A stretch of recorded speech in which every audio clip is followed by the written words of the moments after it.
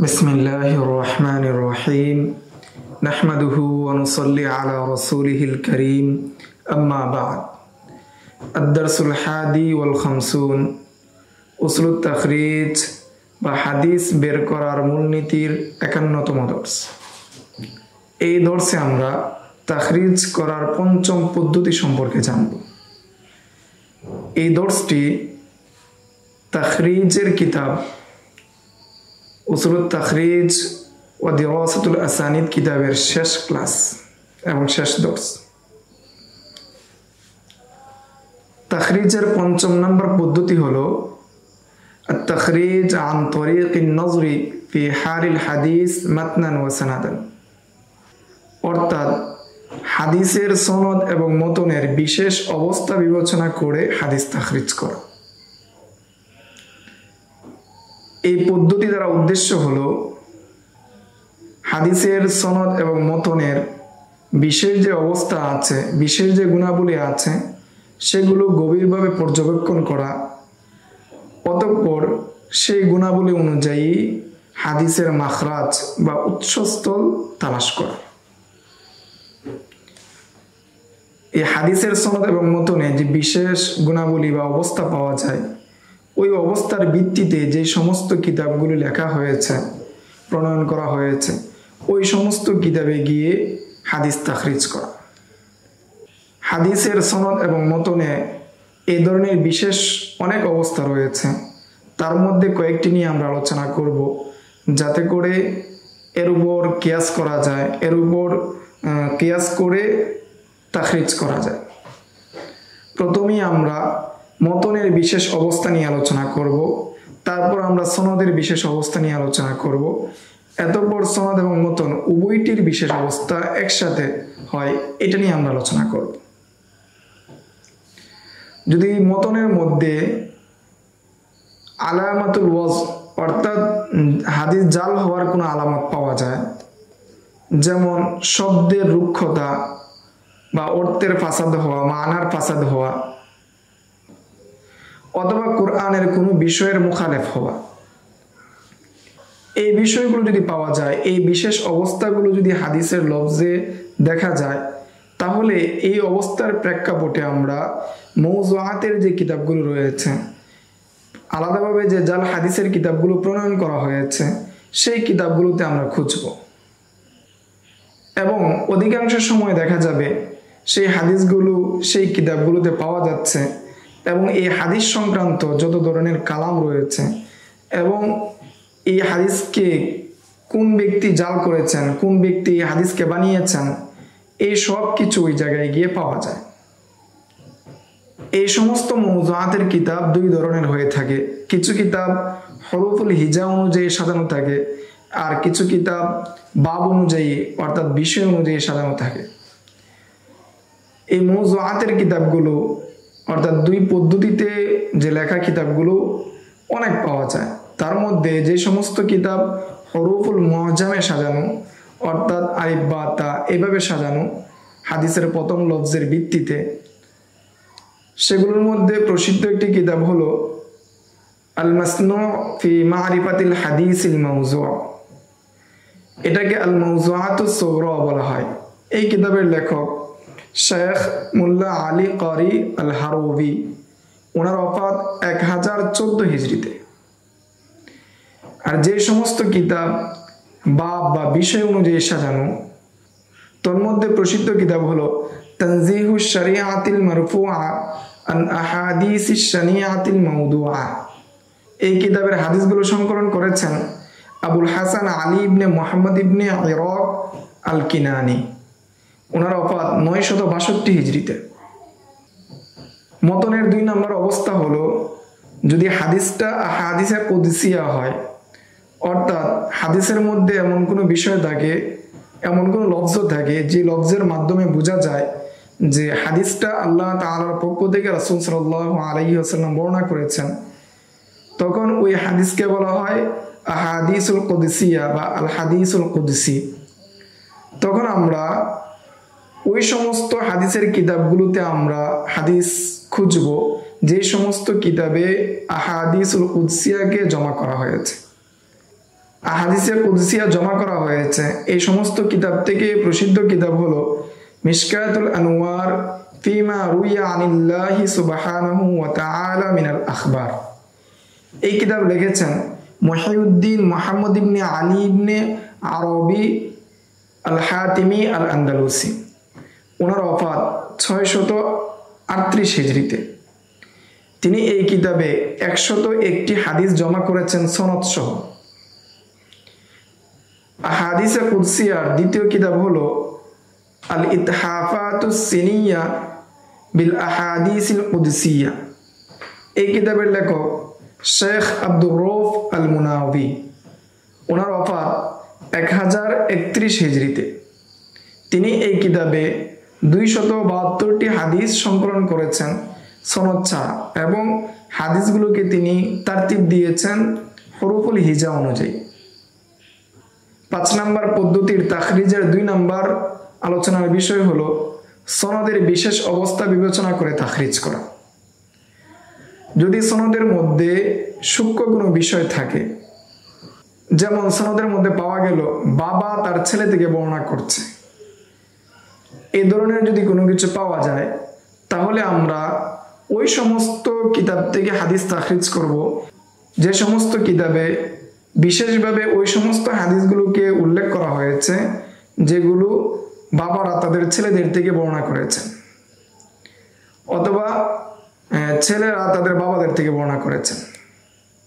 যেমন রিওয়ায়াতুল আবাই আনিল আবনা, এই কিতাবের লেখক আবু বকর আহমদ ইবনে আলী আল খতিব আল বাগদাদি। ওনার ওফাত 463 হিজরিতে। অথবা সনদটা মুসালসাল হবে, তখন আমরা ওই সমস্ত হাদিসের কিতাব থেকে হাদিস তাখরিজ করব যে সমস্ত হাদিসের কিতাবে আহাদিসুল মুসালসালাকে সন্নিবেশিত করা হয়েছে, একত্রিত করা হয়েছে। যেমন আল মুসালসালাতুল কুবরা, এই কিতাবের লেখক জালালউদ্দিন সুয়ুতী রহমতুল্লাহি আলাই।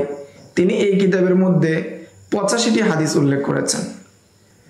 অনুরূপ আরেকটি কিতাব কিতাবুল মানাহিলিস সিলসিলাতি ফিল আহাদিসিল মুসালসালা, এই কিতাবের লেখক মুহাম্মদ ইবনে আব্দুল বাকি আল আইয়ুবি। ওনার ওফাত 1364 হিজরিতে।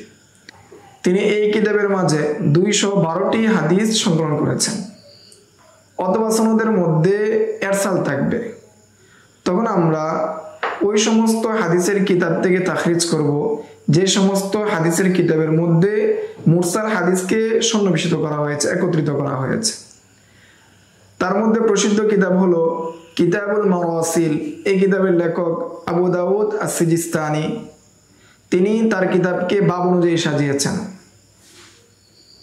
মারাসিলের আরেকটি কিতাব কিতাবুল মারাসিল, এই কিতাবের লেখক আবু হাতেম আব্দুর রহমান ইবনে মুহাম্মদ আল হানজলি আর রাজি। ওনার ওফাত 327 হিজরিতে।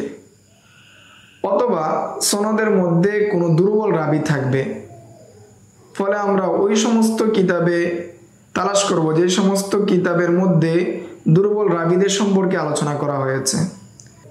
যেমন মিজানুল ইআতিদাল এবং জাহাবি রহমতুল্লাহি আলাইহি এর কিতাব।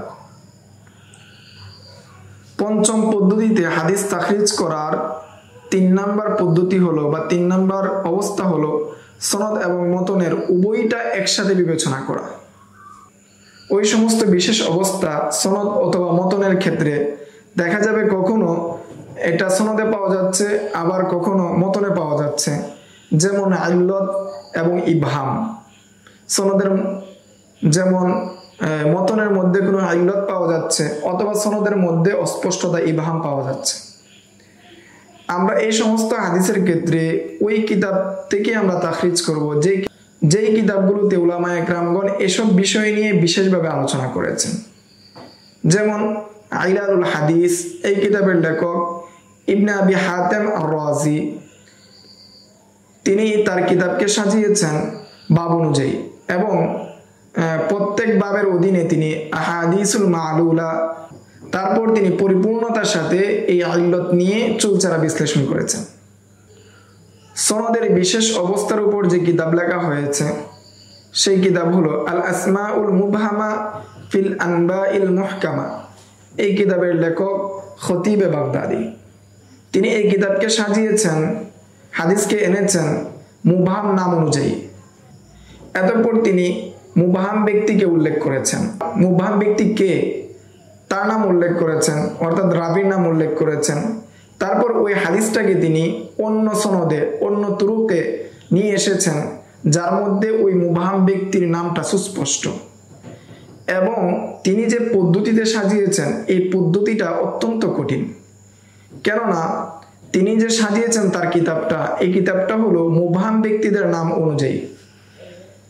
অতএব এই মুবহাম ব্যক্তিদের নাম অনুযায়ী হাদিস তাখরিজ করা অত্যন্ত কঠিন। আর যে ব্যক্তি মুবহাম ব্যক্তির নাম জানে, তার তো আর এই হাদিস তাখরিজ করার প্রয়োজনই নেই। আর যে ব্যক্তি মুবহাম ব্যক্তির নাম জানে না, তার জন্য তো এই প্রেক্ষাপটে বা এই কিতাব থেকে হাদিস তাখরিজ করা অত্যন্ত কঠিন, এটা সহজেই অনুমেয়। এরপরের কিতাব হলো আল মুস্তাফাদু মিন মুবহামাতিল মাতানি ওয়াল ইসনাদ। এই কিতাবের লেখক আবু যুরআ আহমদ ইবনে আব্দুর রহিম আল ইরাকি, ওনার ওফাত 826 হিজরিতে। এই কিতাবটাকে তিনি ফিকহের বাব অনুযায়ী সাজিয়েছেন। বলা যায় এই কিতাবটি এই বাবে, অর্থাৎ সনদ এবং মতনের অস্পষ্টতার ক্ষেত্রে সবচেয়ে উপকারী এবং সমৃদ্ধ কিতাব। এই ছিল পঞ্চম পদ্ধতিতে তাখরিজ করার সংক্ষিপ্ত আলোচনা। লেখক মাহমুদ তহান তিনি বলেন, আমি যে এখানে 5টি পদ্ধতির কথা উল্লেখ করেছি, সেগুলোর মাধ্যমে তাখরিজ করা যায় এবং হাদিস কে বর্ণনা করেছেন এবং কোন কোন কিতাবে রয়েছে তা জানা যায়। এগুলো এমন পদ্ধতি যা আমি নিজে অনুসন্ধান করে, নিজে গবেষণা করে, পর্যালোচনা করে আমি আবিষ্কার করেছি। এবং এটা আমি দেখেছি, আমি চিন্তা করে দেখেছি এবং অনুসন্ধান করে দেখেছি যে আমার আগে এরূপভাবে কেউ বিশ্লেষণ করেনি এবং মুতাকাদ্দিমিন যারা আছেন তারা এটার প্রয়োজন অনুভব করেননি। এই বিষয়ে আমি মুকাদ্দামায় বিস্তারিতভাবে আলোচনা করেছি। কিন্তু আজকের যুগে হাদিস যারা গবেষণা করতে চায়, ছাত্র হোক অথবা গবেষক হোক, তাদের জন্য হাদিস তাখরিজের পদ্ধতি সম্পর্কে জানা বা বিষয়টা বোঝা অত্যন্ত জরুরি, অত্যন্ত গুরুত্বপূর্ণ বিষয়। তাই আমি তাদের জন্য এই কিতাবটি লিখেছি, রচনা করেছি এবং 5টি পদ্ধতি আমি ব্যাখ্যা করেছি, যাতে করে সহজে তারা তাখরিজ করতে পারে। এবং এই হাদিস তাখরিজের যে পদ্ধতিগুলো রয়েছে, যাতে করে পূর্ববর্তী যারা আছেন, যারা বিজ্ঞ আছেন, তাদের মধ্যেই সীমাবদ্ধ না থাকে, বরং অন্যান্য যারা আছে, যারা নতুন তালিবুল ইলম বা গবেষক হতে চাচ্ছেন, তাদের জন্য যাতে করে হাদিস তাখরিজটা সহজ হয়ে যায়। কেননা যারা হাদিস তাখরিজের পদ্ধতিগুলো জানেন বা এই সম্পর্কে জ্ঞান রাখেন, তারা যদি মারা যান বা তারা যদি মৃত্যুবরণ করেন, তাহলে এই বিষয়টিও হারিয়ে যাবে। যেমন ওমর ইবনুল আব্দুল আজিজের কথা, যে ইলিম এমন নয় যে হঠাৎ করে সব উঠে যাবে, বরং যারা ইলিম ধারণ করে তারা একদিন মৃত্যুবরণ করবে এবং তাদের মৃত্যুর মাধ্যমে এই ইলিম দুনিয়া থেকে চলে যাবে। ডাক্তার মাহমুদ তহান বলেন, আমি কোনোভাবেই দাবি করছি না যে আমার এই অনুসন্ধান এবং পর্যালোচনা, যে এই পর্যালোচনাটা পরিপূর্ণতায় পৌঁছেছে, বরং আমি বলি, আমি যে অনুসন্ধান এবং গবেষণার মাধ্যমে যে একটা পর্যায়ে নিয়ে এসেছি, 5টা পদ্ধতি আমি এখানে নিয়ে এসেছি, ভবিষ্যতে হতে পারে আমার কাছে অথবা আমার ওফাতের পরে বা অন্য কারো কাছে আরো নতুন কোনো পদ্ধতি ধরা পড়বে, যার মাধ্যমে হাদিসকে আরো সহজভাবে তাখরিজ করা যায়। আমার এই স্বল্প চেষ্টা আমি একমাত্র হাদিসের গবেষক এবং ছাত্রদের জন্য করেছি। যারা পূর্বসূরীদের হাদিসের কিতাব থেকে হাদিস তাখরিজ করতে চায়, তাদের জন্য আমি স্বল্প একটু চেষ্টা করেছি। আলহামদুলিল্লাহি রাব্বিল আলামিন। এই ছিল উসুলুত তাখরিজ ও দিরাসাতুল আসানিদ কিতাবের প্রথম যে বাব, অর্থাৎ উসুলুত তাখরিজ। এই কিতাব সম্পর্কে মৌলিক ধারণা। ইনশাআল্লাহ আগামী কোনো এক দর্শে আমরা আধুনিকভাবে, অর্থাৎ কম্পিউটার অথবা মোবাইলের মাধ্যমে কিভাবে তাখরিজ করা যায়, যেমন কম্পিউটারের সফটওয়্যার রয়েছে আল মাকতাবাতুশ শামিলা, এই সফটওয়্যার থেকে অথবা মোবাইল থেকে অথবা এই অনলাইন ডাটাবেস থেকে কিভাবে হাদিস তাখরিজ করা যায়, এই সম্পর্কে আমরা আলোচনা করার চেষ্টা করব। আসসালামু আলাইকুম রহমতুল্লাহি ওয়া বারাকাতুহু।